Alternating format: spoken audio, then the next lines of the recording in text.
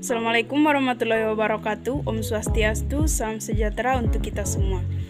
Baik, di sini kami dari kelompok 1 akan memaparkan materi hasil diskusi kami yang membahas tentang variasi bahasa dalam sebuah berita. Kami akan membahas tentang penggunaan bahasa vulgar dalam berita, 3 kasus pelecehan seksual di Kolaka Timur. Dengan sumber koran sosial media Pos Kendari by posted on 3 Juli 2020 pukul 13:12. Adapun para pemateri, yang pertama yaitu Intan Sidika, yang kedua Julia Abudi, yang ketiga Waude Mulyati, yang keempat Asri Diana, yang kelima Rista Wulansari, yang keenam Fajarudin, yang ketujuh Siti Hasmawati, yang kedelapan Jumaida, dan yang terakhir yang kesembilan adalah Bagus Sauja Auya Waharika. Baik, langsung saja kita persilahkan kepada pemateri yang pertama. Assalamualaikum warahmatullahi wabarakatuh. Baik, saya sebagai pemateri pertama, di sini saya akan menjelaskan tentang variasi bahasa. Menurut Carr, variasi bahasa adalah keragaman bahasa yang disebabkan oleh adanya kegiatan interaksi sosial yang dilakukan oleh masyarakat atau kelompok yang sangat beragam dan dikarenakan oleh para penuturnya yang tidak homogen. Prinsip dasar dari variasi bahasa ini adalah penutur tidak selalu berbicara dengan cara yang sama untuk semua peristiwa atau kejadian. Ini berarti penutur memiliki alternatif atau pilihan berbicara dengan cara yang berbeda dalam situasi yang berbeda. Cara berbicara yang berbeda ini dapat menimbulkan makna sosial yang berbeda pula.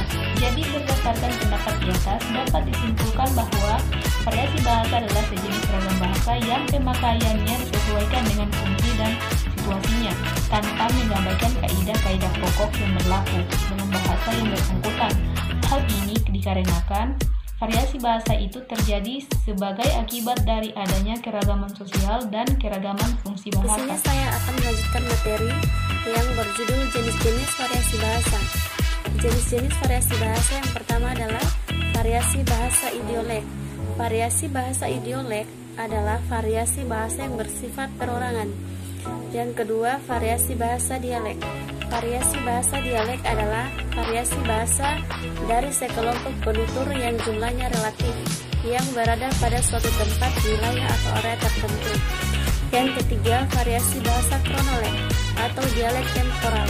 Variasi bahasa kronolek atau dialek temporal adalah variasi bahasa yang digunakan oleh sekelompok sosial pada masa tertentu. Yang keempat adalah variasi bahasa sosiolek.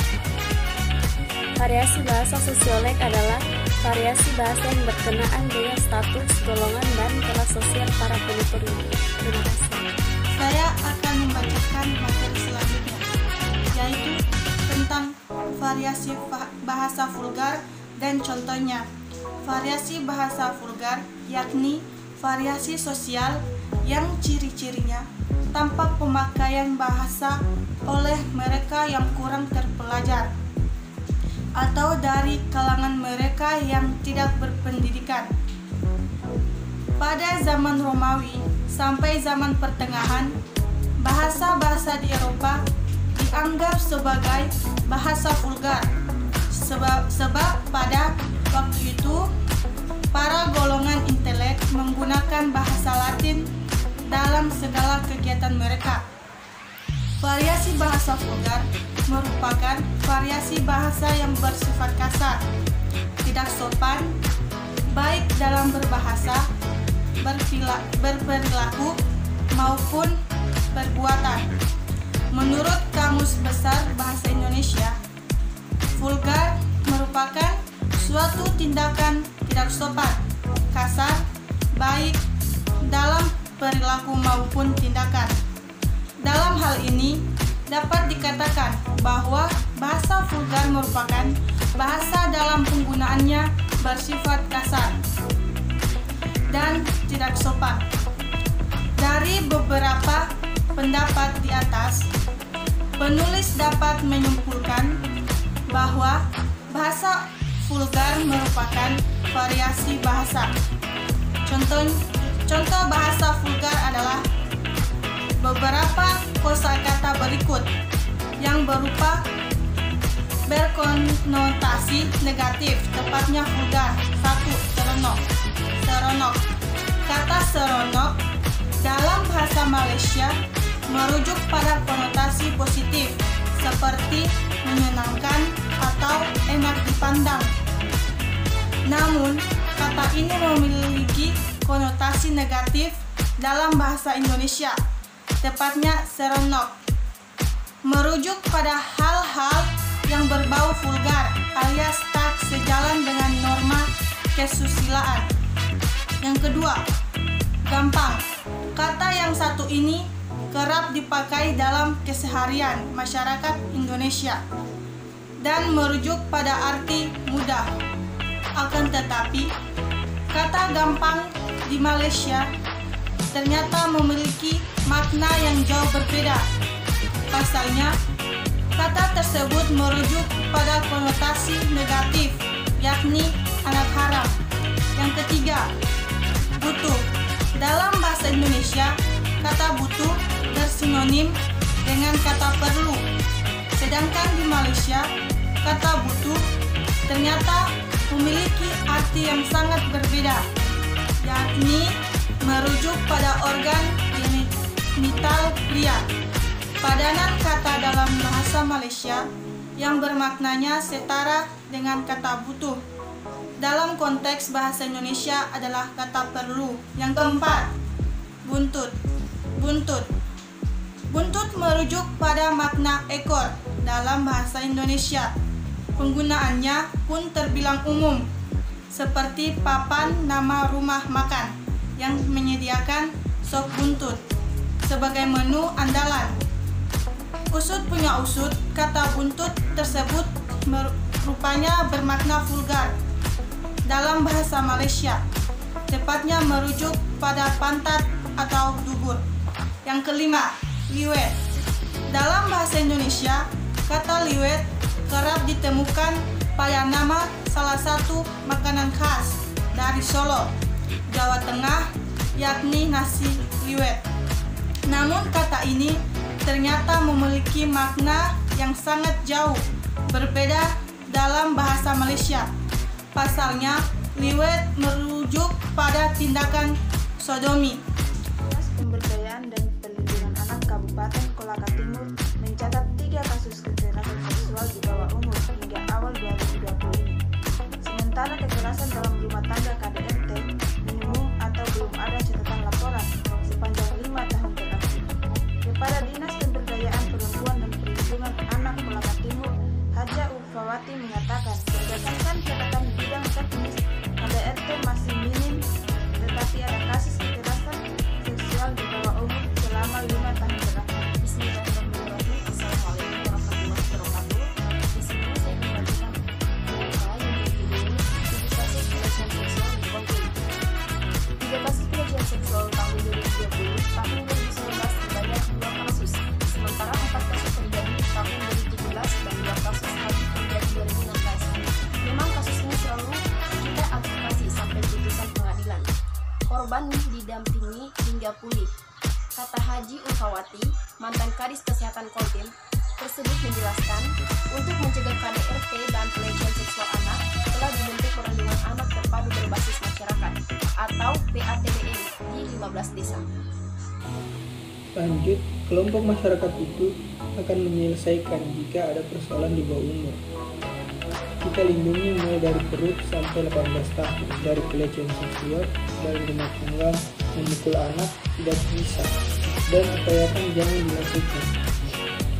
Kami terus berikan pemahaman supaya tidak melaksanakan kekerasan fisik dan psikis karena ancaman Undang-Undang Perlindungan Anak Nomor 15 Tahun 2014 hingga 15 tahun penjara. Terima kasih. Bismillahirrahmanirrahim. Baik, langsung saja saya akan mencoba memaparkan materi yang sudah dibawakan oleh rekan saya sebelumnya. Jadi di sini saya akan menentukan beberapa variasi bahasa yang terdapat dalam berita yang sudah kami sepakati sebelumnya, yaitu 3 kasus pelecehan seksual yang ada di Koltim dan 3 kasus pelecehan seksual di tahun 2020, tahun 2019 sebanyak 2 kasus, sementara banyak 2 kasus, sementara 4 kasus terjadi di tahun 2017. dan 2 kasus lagi terjadi 2016. Memang kasus ini sekali tidak diadvokasi sampai putusan pengadilan, korban juga didampingi hingga pulih. Baik, saya akan melanjutkan menentukan beberapa variasi bahasa yang ada di berita kami. Jadi yang pertama itu variasi bahasa jargon. Di sini saya akan menjelaskan apa sebenarnya yang dimaksud dengan variasi bahasa jargon tersebut. Jadi variasi bahasa jargon merupakan variasi sosial yang digunakan secara terbatas oleh kelompok-kelompok sosial tertentu. Variasi bahasa yang digunakan ini umumnya jarang sekali dapat dipahami oleh orang lain ataupun masyarakat umum di luar komunitasnya. Jadi di sini yang terdapat dalam koran kami itu ya contohnya itu seperti kalimat KDRT atau singkatan dari kekerasan dalam rumah tangga. Yang terdapat dalam berita kami itu kalimat selanjutnya atau kalimat kedua PATBM, singkatan juga dari perlindungan anak berbasis terpadu. Singkatan dari perlindungan anak berbasis terpadu masyarakat. Yang kedua